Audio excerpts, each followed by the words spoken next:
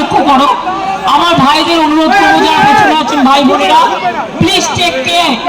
আমি স্ট্যাম্পিড চাই না, আপনারা আমার কথাগুলো শুনুন। যে যেখানে যেভাবে দাঁড়িয়ে আছেন সেইভাবে দাঁড়িয়ে থাকুন, নড়াচড়া করবেন না, করার জায়গা নেই।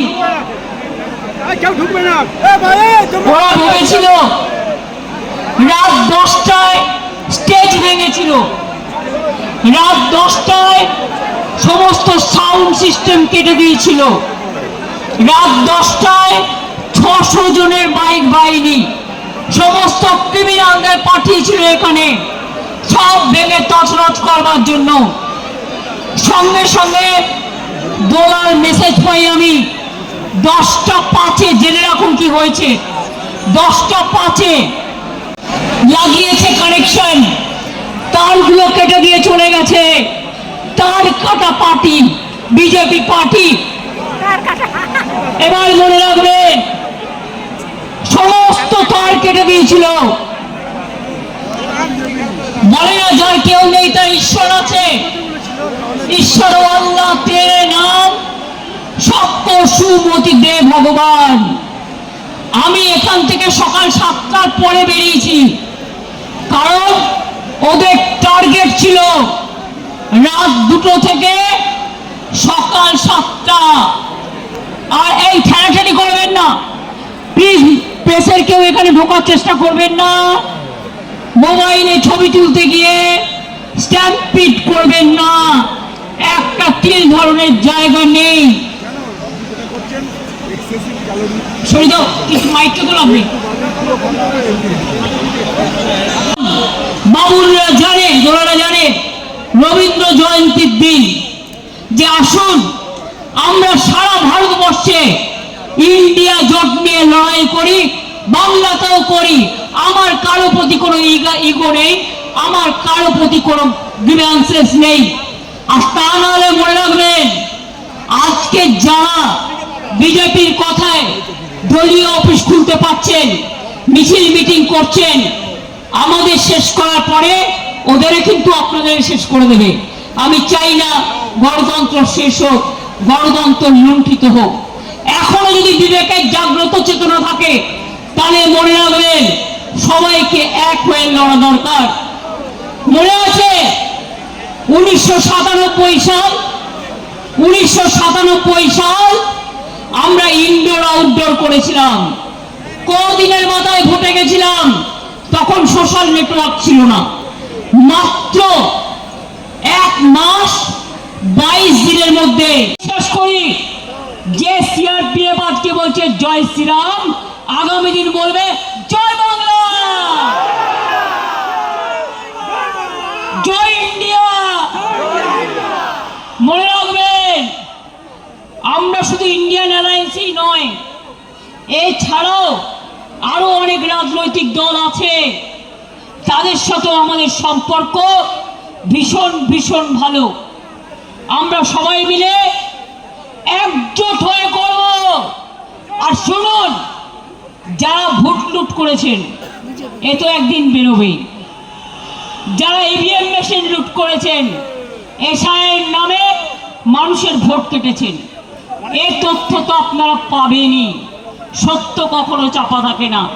তা সত্ত্বেও আমরা ভেবেছিলাম ঠিক আছে, শপথ নিয়েছে, ল অ্যান্ড অর্ডার মেনটেন করবে, ভালো কাজ করবে। তা না, সারাক্ষণ ব্রেনে ক্যাকড়া বিছে কামড়াচ্ছে, সারাক্ষণ ব্রেনে ক্যাকড়া বিছে কামড়াচ্ছে, করছে আর ছটফট করছে। কখন আমাদের গালাগালি দেবে আর কখন তৃণমূলের পরিবারের কোল খালি করবেন। আমি বলি এসব করবেন না। মুখ খুললে আপনি 10 বছরে তৃণমূলে থেকে কি করছেন মুখোশ খুলে দেবো। মুখ এবং মুখোশ আমায় দেখাবেন না। কেউ সিবিআই ভয়ে, কেউ সিআইডি ভয়। আমি সিআইডি কে এত অ্যাক্টিভ হতে জীবনে দেখিনি। বলে বলে ফেডা হয়ে যেতাম। এসটিএফ কে দিয়ে, আইসি কে দিয়ে, ওসি কে দিয়ে 14,000 কেস করেছে, যেটা এখন ওয়ার্ল্ড গিনিস বুক অফ রেকর্ডে নাম তোলার মতো। 14,000 নেতা কর্মীদের বিরুদ্ধে কেস করেছে, কর্মীরা মাথা নত করেনি, জেলে গেছে, জেল থেকে ফিরে আসলে মালা দিয়ে বরণ করবেন। আর যে গদ্দাররা ইডি বাঁচাতে, সিআইডি বাঁচাতে, সিবিআই বাঁচাতে চলে গেছে নিজেদের রক্ষা কবচ নিতে, তাদের জন্য আমি বলি ক্ষমা করুন, আপনাদের আর প্রয়োজন নেই। ভালো থাকুন, আপনারা ভালো থাকুন, আপনাদের পরিবার ভালো থাকুন, ধনে মানে প্রাণে সম্পদ নিয়ে আর নিজের পরিবার নিয়ে ভালো থাকুন। আপনারা মানুষের পরিবার নয়, আপনারা তৃণমূল পরিবার নয়। দ্যাট ইজ দ্য রিয়েলিটি, এটা হচ্ছে বাস্তব। আমার টিম যদি থাকে, জেনে রাখবে আমরা আপনাদের ধরাশায়ী করে ছাড়বো। আর চোর ডাকাত গদ্দারদের ছেড়ে কথা বলবো না। আমরা তৈরি, আপনারা তৈরি তো? জেলায় গেলে আসবেন তো? আমাদের কোনো মিটিং এর পারমিশন দিচ্ছে না, পারমিশন না দিলে রাস্তায় হাঁটবো, আর যেখানে আটকাবে সেখানে বসবো। হবে তো? খেলা হবে, ব্যাট বলের খেলা এবার, ব্যাট আর বল, ব্যাট বলের খেলা হবে। আর তুমি আমার সিম্বল কাটলে, তোমার হাতে সরকার আছে বলে আমি মানুষ যে সিম্বল গ্রহণ করবে, যদি সেই সুযোগ আসে আমি ছাড়বো না, আমি সুপ্রিম কোর্ট পর্যন্ত দেখব।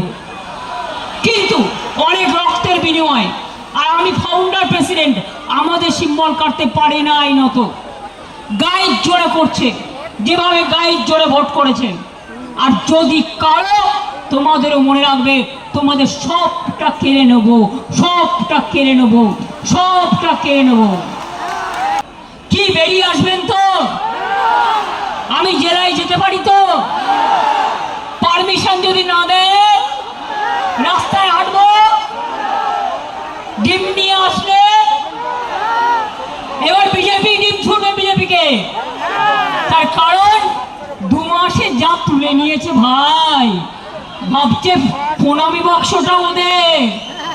বুঝতে পারছেন? অর্ধশক্তি গর্দ শক্তি যাদের মাথায় নেই, প্রণামী বক্সের টাকা ওটা যারা মন্দিরে থাকে তাদের অধিকার, তাদের অধিকার, তারা মন্দির চালায়, ভাবছে ওটা ওদের অধিকার।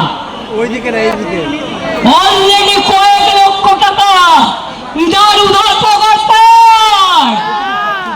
যান বিজেপি কর্মীদের জিজ্ঞেস করুন, তোলাবাজি করতে করতে সিপিএম কেও ছাড়িয়ে গেছেন। আর আমাদের কয়েকটা নির্দিষ্ট লোক করে খেয়েছে, আর আজকে বিজেপি তাদের রক্ষা কবচ হয়েছে। আমি তাদের বলে রাখি, পাড়ার লোকেরা আপনাদের বেরোতে দিচ্ছে না।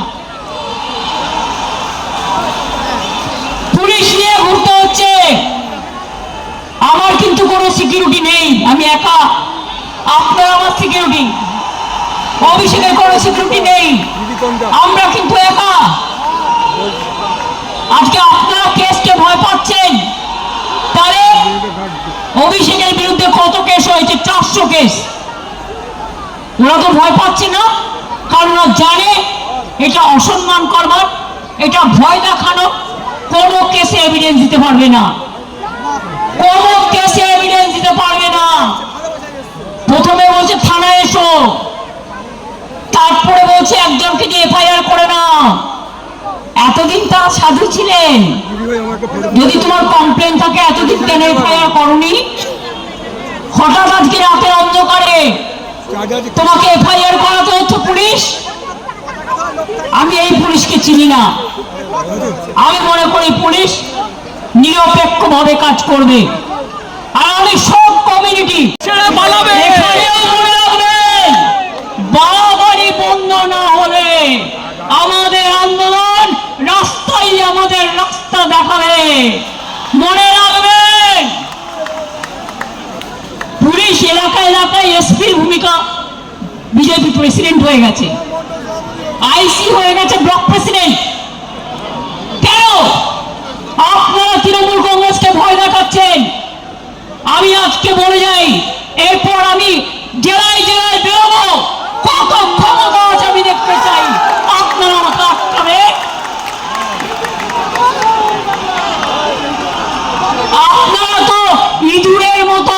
বালিশের খোলে লুকিয়ে থাকেন কখন বালিশটা কাটবেন। আর আমরা সুন্দরবনের বাঘের বাচ্চার মতন লড়াই করি। এটা আপনাদের সাথে আমাদের তফাৎ।